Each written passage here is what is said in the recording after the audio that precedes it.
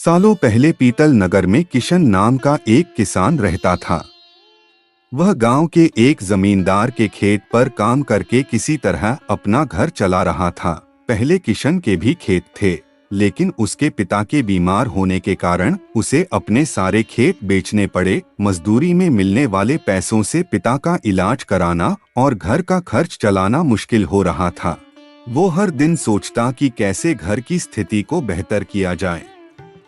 आज भी इसी सोच के साथ किशन सुबह सुबह जमींदार के खेत पर काम करने के लिए निकला। खुदाई करते समय उसकी कुदाल किसी धातु से टकराई और तेज आवाज हुई। किशन के मन में हुआ कि आखिर ऐसा क्या है यहाँ। उसने तुरंत उस हिस्से को खोदा तो वहां से एक बड़ा सा पतीला निकला। पतीला देखकर किशन दुखी हो गया। किशन के मन में हुआ कि ये जेवरात होते तो मेरे घर की हालत थोड़ी सुधर जाती। फिर किशन ने सोचा कि चलो अब खाना ही खा लेता हूँ। किशन ने खाना खाने के लिए अपने हाथ की कुदाल उस पतीले में फेंक दी और हाथ मुंह धोकर खाना खाने लगा। खाना खत्म करने के बाद किशन अपनी कुदाल उठाने के लिए उस पतीले के पास पहुंचा। वहां पहुंचते ही किशन हैरान हो गया। उस पतीले के अंदर एक नहीं बल्कि बहुत सारे कुदाल थे। उसे कुछ समझ नहीं आया।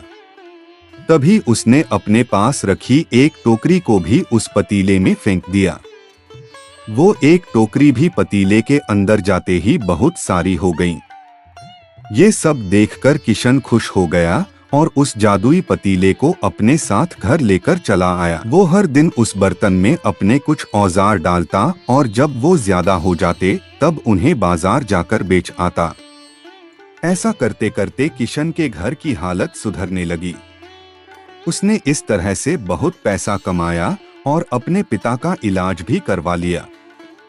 एक दिन किशन ने कुछ गहने खरीदे और उन्हें भी पतीले में डाल दिया। वो गहने भी बहुत सारे बन गए। इस तरह धीरे धीरे किशन अमीर होने लगा और उसने जमींदार के यहाँ मजदूरी करना भी छोड़ दिया। किशन को अमीर होते देख जमींदार मोहन को किशन पर शक हुआ। वो सीधे किशन के घर पहुंचा। वहां जाकर उसे जादुई पतीले के बारे में पता चला। उसने किशन से पूछा, तुमने यह पतीला कब और किसके घर से चुराया? डरी हुई आवाज में किशन बोला, साहब, ये पतीला मुझे खेत में खुदाई के समय मिला था।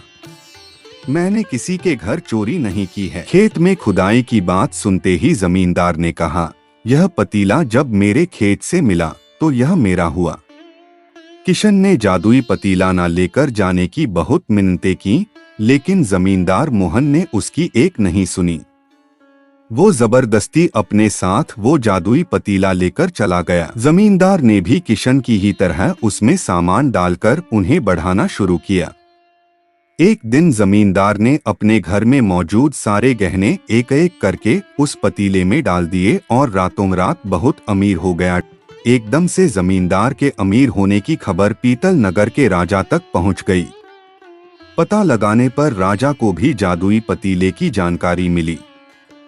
फिर क्या था, राजा ने तुरंत अपने लोगों को भेजकर जमींदार के यहाँ से वो पतीला राजमहल मंगवा लिया। राजमहल में उस जादुई पतीले के पहुँचते ही राजा ने अपने आसपास मौजूद सामान को उसमें डालना शुरू दिया।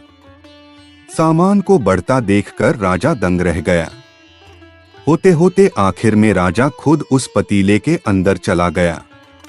देखते ही देखते उस पतीले से बहुत सारे राजा निकल आए। पतीले से निकला हर राजा बोलता, मैं पीतल नगर का असली राजा हूँ। तुम्हें तो इस जादुई पतीले ने बनाया है। ऐसा होते होते सारे राजा आपस में लड़ने लगे और लड़कर मर गए। लड़ाई के दौरान वो जादुई पतीला भी टूट गया। जादुई पतीले के कारण राजमहल में हुई इस भयानक लड़ाई के बारे में नगर में सबको पता चल गया। इस बात की जानकारी मिलते ही मजदूर किशन और जमींदार मोहन ने सोचा, अच्छा हुआ कि हमने उस जादुई पतीले का इस्तेमाल सही से किया। उस राजा ने अपनी मूर्खता के कारण अपनी जान ही खो दी। कहानी से सीख, जादुई पतीले की कहानी से दो सीख मिलती हैं। पहली की मूर्खता का अंत बुरा ही होता है। दूसरी यह कि हर सामान का इस्तेमाल संभलकर करना चाहिए, अति हानिकारक हो सकती है।